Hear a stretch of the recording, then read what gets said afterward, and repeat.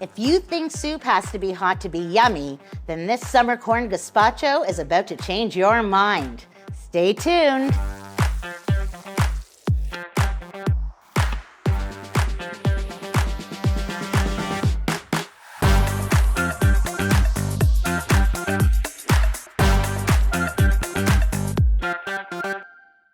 Hi, welcome to Cooking with Cori. I'm your host, Chef Cori Doern, and I also happen to be a proud media spokesperson for Foodland Ontario. And I'm telling you, I'm a proud media spokesperson because the stuff that grows here in Ontario is fantastic. I'm going to say this, when we think corn on the cob, we think salads, but did you ever think it would taste great in gazpacho? It really does. This gazpacho, summer corn gazpacho, comes together with some absolutely gorgeous Ontario corn. We also have some beautiful Ontario cucumbers. I've got some lovely Ontario onion as well to go inside of it. Right here I've got some lovely green and yellow Ontario peppers. You want to go with the sweet ones. I've got some garlic that I've already pureed, and all of this stuff has been coarsely chopped because it's going to end up being pureed for our gazpacho. And I have tomato. You can't have gazpacho without a lovely Ontario tomato. For this recipe, you're going to want to score your tomato, get some water boiling, and kind of core it. I'm going to lift this up just so that you can see it. You're going to want to core the inside of the tomato, score the bottom, which is what I've done right here, and then you're going to place it into boiling hot water for about 10 seconds. It doesn't really take that long because you're not cooking the tomato, you're just getting rid of the skin. And when you score it here with an X, it makes it a lot easier. Take it out of the water, put it into ice cold water, and then the skin will just come right off. And then what you're gonna do is you're gonna take the seeds out, you're just gonna coarsely chop it, and away we're ready to go. The other ingredients in our beautiful summer corn gazpacho include red wine vinegar. I've got some tomato juice. You can use the juice of the tomato that you're doing, or you can get some garden vegetable variety of a tomato juice, but you definitely want that to give it that soupy consistency. I've got some cayenne pepper to taste, some salt to taste, and some olive oil to blend it and bind it all together. Now, here's the thing.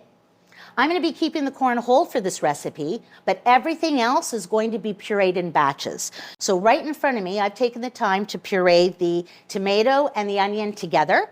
And then, separately, I pureed my cucumber, which is awesome, and it's on its own. And then right over here, I've got my yellow and my green peppers. I've already started my puree. I'm just going to pulse it just a little bit so that you can get an idea of just how quickly it all comes together. There we go. That was a quick little blitz. And then once you've got it nicely pureed, you're going to take it out, and away we go. So here I've got my tomato and my onion and my garlic.